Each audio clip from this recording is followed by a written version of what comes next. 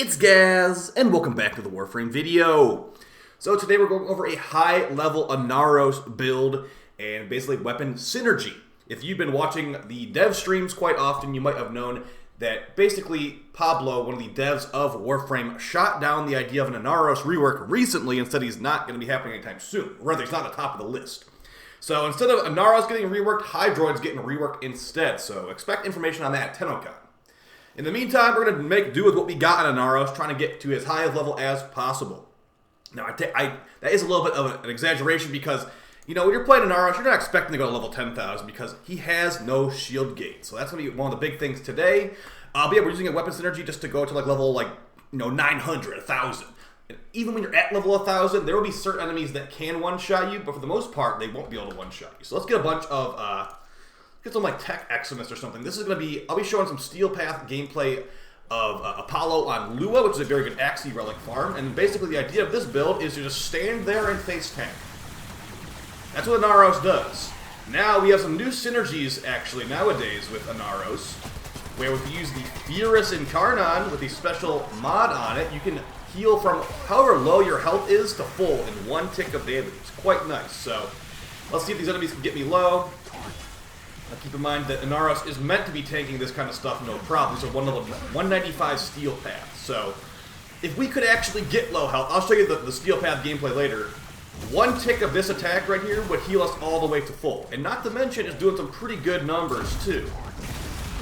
That guy should definitely be dead. 17 million, and I didn't even shoot him the whole time. So the Furis Incarnon with the Cedo is very good, and combined with Inaros' massive health pool, and the lifesteal mod of the Furis, we can heal a lot. This is going to be basically as tanky as Inaros can be without resorting to things such as Vazarin, Protective Dash, and shield, basically rolling guards. This is a no rolling guard, no Vazarin build meant for EHP stacking. And you might have seen that I had Invigoration active. This was not active in the gameplay footage that I'll be showing, and it's just immunity to status effects and primary damage. So as far as what we have, this is a very, very late game setup here. We've got 5 blue Tau Shards, we've got double Incarnons, we've got double Umbra Forma, and more stuff to boot. So let's start off going over everything here, and I will also let you know that technically you could have a little bit more EHP, but I want to be over 10,000 health on my build. So as far as the Archon Shards, we have 3 Archon Tau Shards for health. This gets us over 10,000 health. If we only have 2 Archon Shards for health, we're at 9,995 health. So we're at 5 health off of 10,000. But I want to be over 10,000, so we're at 3 Tau Shards for health and 2 Armor Shards. If you were okay with being below 10,000 health, you could put 1 more Armor Shard instead of 1 Health Shard, and you would have better EHP. With this amount of armor, we have 80.6% reduction to damage on our health for adaptation and things of that nature. So as far as the build, it's meant for disruption, which is, very tanky enemies and lots of enemies all around. I will admit, that since we have some good built-in healing with our Furis, you could take out Arcane Grace for something like Arcane Tanker, I believe, is the most armor you can get. If you use your Arcwing gun once every minute, you get 1,200 armor. And it lasts for 60 seconds. This would be some more EHP. If you wanted to fully rely on your Furis pistol to heal you and didn't want to care about Grace, go for it. But after doing a couple high-level missions with Inaros, I definitely felt like having Grace on here was nice. Even around level, like multiple hundred. Like, if an enemy shoots you, you are regenerating 6% of your health per second for 9 seconds. We have 10,000 health, so that's going to be pretty good. Now, of course, it won't be as good as an entire full heal in 1 tick of damage. So that's why I said maybe look into trying out some other arcanes in that slot. Now, the build is a pretty standard Inaros build. We've got all 3 of the Umbra mods, and that's the only power strength mods we have. Is Umbra Intensify in the Umbra set. Gives us 177% power strength. With the Tharo Strike Helmet from Styanax, we can remove enemy armor and shields if they're within our damage radius, basically. And we will use this on Corpus Demolis, as Corpus Demolis have armor and shields. Now, technically, it's an 88% defense reduction, and with corrosive projection, it becomes 100% armor removal. It does not fully remove shields with our power strength amount. So it's not that big of a deal, though. You can always reapply Tharo Strike if they're regenerating their shields, or you can just, burn down their shield with Furis like we're doing in this video. Every other Inaros ability is not used in this setup because, like I said in the beginning of the video, we're making do with what we got, and he doesn't really have much. So you technically could hold on to your 4 to get a little more armor from Scarab Armor, Or you could maybe, if you are taking off Arcane Grace, you could maybe even use Desiccation, try to get some finisher kills for Arcane Ultimatum. Because you're basically just looking for every armor arcane, which one's the one you want to run. And as far as Arcane Reaper, this is not a melee-focused playstyle. You technically could do this in Inaros, but 24 health regen per second is like nothing for Inaros. So I say go Arcane Tanker or Ultimatum. Probably Tanker because it's easier, but yeah, I didn't want to do that. So we got all health mods. We got Carnus Carapace. Hitting enemy with a heavy attack grants immunity to status effects. Doesn't really take effect in this build at all. For infinite energy, we've got an unranked Hunter Adrenaline. As this guy has no shields, he's always taking health damage. Infinite energy, you never need to worry about energy ever. Just take one bullet worth of damage, enough to cast Darrow Strike for 25 energy. There you go. Prime Vigor is the only, really, as far as health mods are concerned, this is some of the highest amount you can get. So 220% health.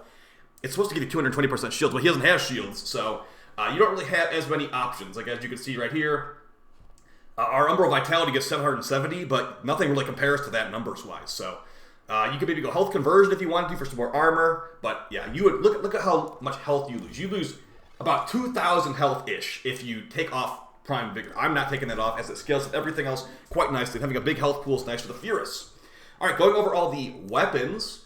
Let's actually get some gameplay, and we'll talk about the weapons too. So, get some Steel Path gameplay. Now, as far as the weapons, I've got the Cedo shotgun, which comes from Deimos. It's not an Incarnon weapon, and what the Cedo shotgun will do is it's used to proc the enemy Demolist up with a bunch of different status effects. And we will use the Galvanized Shot mod on our Furis pistol to get massively increased damage depending how many status effects the enemy has. So, the Cedo shotgun can do... Okay, let me try to remember all these. It can do the 4 base elementals, so it can do electric, heat, toxin, cold, and then it can also do whatever you're modded for. And as you can see right there in the footage, that guy was very dead. And additionally, since it can do electric damage innately, there was a special Incarnon choice on the Furis Incarnon. If an enemy is affected by electric procs, you get increased multi-shot. And I'm not modding the Furis for electric in the first place, so that's a way we can actually have some big synergy there. Is, basically getting electric procs on the enemy, making it so we get more multi-shot. With our purely heat pistol, we are burning enemies to death really fast. By the way, with the Winds of Purity mod on our pistol, even heat procs dealing damage will heal our Inaros. And that will heal us with about 10,000 health. So, if you're ever getting low on Inaros, you should be basically maining your Furis pistol in the, for this loadout, you should be maining your Furis pistol. Your melee is just pretty much It's a paperweight, basically. It's there to make us move faster. As you can see, I can just jump into a bunch of Eximus enemies. I don't care about nullifiers. I don't care about Eximus. I just run into the damage and don't care. It's kind of funny to play Inaros. Everyone's like, Inaros sucks at level 10,000. He does suck at level 10,000, but at level like 800, 500, my teammates are having probably a really annoying time right now. The Gyre has to shield gate constantly. Now Revenant is very easy to play, so that's not the best example. But for example, look at our Kullervo. He's got overguarded health. He's probably having a bad time right now. He's having to cast his 2 constantly. I'm just walking around as Inaros. I don't have to. I'm giving the nullifier a hug. So that's one of the nice things about Inaros is that the amount of effort you have to put into to play him is very low. And with a build like this, the results are quite good, actually. Now, I'm not buffing my teammates at all. I'm using powerful weapons, and I'm using powerful helmet abilities to make this work. This loadout could work on basically any frame, but it would be less synergistic. So let's go over the rest of the weapon builds, because basically this is the idea that you pick up the key as an Inaros. While you're holding the key, you can't use your primary, so that's why the pistol's great. On a demo list right here, you want to armor strip, use your Cedo shotgun for procs, and then hit them with the Furis and melt them down. See, right there, level 550, not a big deal at all. Now, I did eventually get killed by an enemy in this mission. I think it was like a level 1200 Blitz Eximus. But keep in mind, that Blitz Eximus is doing probably 50,000 damage with that Fire Pillar attack in the first place. So it's not like a Inaros. You can't mod for 50,000 health in this game. There's just no way to do it. So keep that in mind. And let's go over the rest of these builds here. Now, as far as the weapons, I did briefly talk about the Cedo. So this thing does come from Deimos, and the mods, you can definitely change it around a little bit.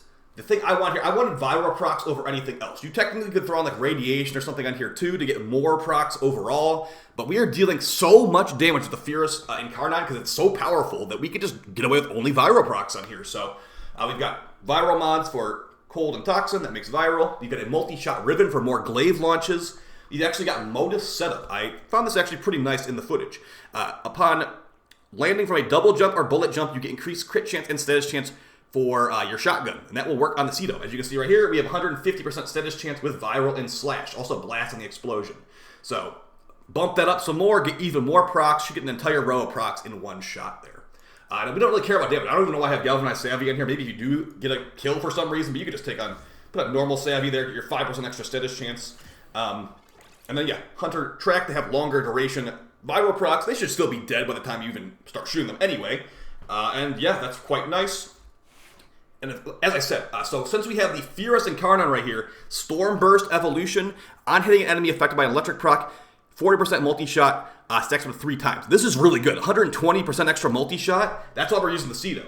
It hits them with electric proc because it has them built in with the explosion. 120 extra multi-shot on your build. We've got the increased accuracy, practice grip evolution, and we've also got the elemental balance evolution for big status chance. On our Incarnon shot, we have a 93% status chance, a 124% crit chance, and a 6.8 multiplier, purely heat. So if the enemy has no armor, they are dead. They are very, very dead.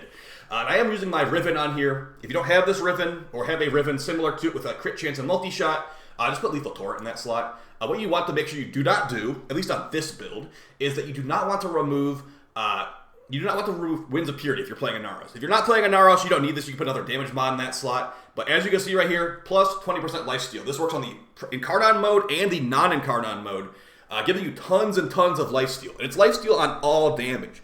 But keep in mind, it's only damage that's actually dealt. If you break an enemy's shield gate, let's say the enemy has, it's just like us. Like, let's say the enemy is playing Grendel and has like 20 shields. This is a joke experience, but like, let's say the enemy has 20 shields left. You have a 17 million damage heat proc on them. It will only heal you for that 20 damage that you dealt. So you will not get a full heal if an enemy has like 1 health left. It has to be, or rather with shields left, it has to be an actual damage number dealt. But this is very nice. It's very, very powerful. And also the Purity effect does give you a little bit extra health too. It gives you about 100 extra health. So we technically could have gone with 2 health shards and had the third one for armor, and then Wallace's proc me over 10,000. It just didn't feel right to me, so. Up to you if you want to rock that. Of course, whatever faction you're fighting against, change your Bane mod, as Bane mods are very powerful for heat procs. And yeah, pretty standard stuff here, just crit, galvanized, etc. And then for the final weapon, the Praetos, hilariously, this was hardly even used. The main thing the Praetos is used for is for the sprint speed increase on tier, actually it's parkour velocity increase on tier 4, and the sprint speed and slide increase on tier 2. Why use the Praetos Incarnon over a new Incarnon that can also do some other stuff? Well, the main thing really comes down to, if you want to get the mobility speed out of something like the Hate Incarnon, look at the hoops you have to jump through. You have to have a 6x combo multiplier before you get your movement speed buff. So the other Incarnons on these new ones are just like, they're not mobility upgrades. The old Incarnons like the Praetos and the Inodem, these have mobility increases on no strings attached, no multiplier required. So very nice there. I'd highly recommend the Praetos, because in Disruption, you're trying to get from point A to point B as fast as possible, and Inaros is not a very fast frame, so this would be great. This is also meant for dealing with the Acolyte, a corrosive heavy attack build. Our Riven is heavy attack efficiency and crit damage, so it lets you heavy attack back to back over and over again. With Focus Energy, we've got about 90% efficiency. We're going to lose basically no hits of combo each time. Am I missing the crit damage mod in here? Looks like I am. I do have a crit damage Riven, to be fair, but yeah, that should definitely be on there. Amalgam, Organ, Shatter. Let's just put that in the Killing Blow slot. Whoops. But yeah, as I said, this was really not getting used at all, but it can get the job done, and it can get the job done quite well. As far as your focus tree, if you are planning to go to level 10,000, definitely go on Vazarin and do what Inaros has to do. But for me, I had a Nairu on here. It gives you some increased armor for your Warframe. It can also remove enemy armors and shields. Let's say Tharo Strike for some reason wasn't cutting it. And I've also got other things such as, I really wasn't using focus at all in the footage. So you can probably just go Matarai for more power strength. You go, just go something. Honestly, it doesn't even, you're playing Inaros, dude. What do you actually expect focus to be helping you with? So, the Panzer Cat, and of course the Panzer Cat build, I don't really change it ever. Vira Quills, Martyr Symbiosis, very good combination. And then we got Synth Fiber and all this other stuff. So, yeah, as far as Inaros, how's Inaros doing nowadays? Inaros is doing the exact same that he was, like, I don't know, when's the last time I did an Inaros video? Last time I did an Inaros video, he died at level 1200. Well, now we've got Tau Shards. So, basically, compare the old Inaros video from, like, last year to the Inaros video now. We have about 500 more. We have 500 more armor-ish, and we have about, I'd say, like, probably 700 more health. And, yeah, it's working quite nice. But the biggest thing we have is this Furis Incarnon. I think this Furis Incarnon is if you are a Inaros player or Inaros enthusiast like I am, straight up, I just like him because he looks like Anubis. I mean, that's my actual reason I like Inaros. But if you think he looks cool and you want to play him, definitely try this synergy out. You know, it can definitely take care of high-level enemies. And the only thing it's going to really come down to is survivability. Like, is the level 1200 Blitz Xmas going to one-shot you this time or not? I will definitely say the trash ads here were not a problem. These like random MOAs and crewmen, they don't matter to me. They can shoot me, I'm not going to really care. The thing I do care about is Xmas. So that's kind of a problem still, but also if he ever gets overguard or something like that and has overguard gating, he's going to make Kullervo look like a flimsy tissue paper, honestly. Because in this footage, no offense to the player, but I was able to survive the entire time as Inaros, and Kullervo died and ran out of revives before we even extracted. So Inaros is more tanky than Kullervo right now, but once Kullervo gets some buffs in Echoes of Deviri, then maybe, actually no, Kullervo's straight up will be more tanky as he'll have some iframes as well. Right now the only iframes Kullervo has is from casting his 2, so it's really not phenomenal for one-shots at this point, so that's will basically be it for the video, guys. Hope you enjoyed this kind of stuff. You know, hour and 20 minutes, pretty good stuff there. And really just not getting one-shots Inaros. So anyone trash talks your Inaros build, make sure you got the Furis equipped, and you will be rezzing them as you go from basically 2,000 health to 10,000 health in 1 tick of damage. So I'll see you guys in the next video. I appreciate all the support, and take it easy. Peace!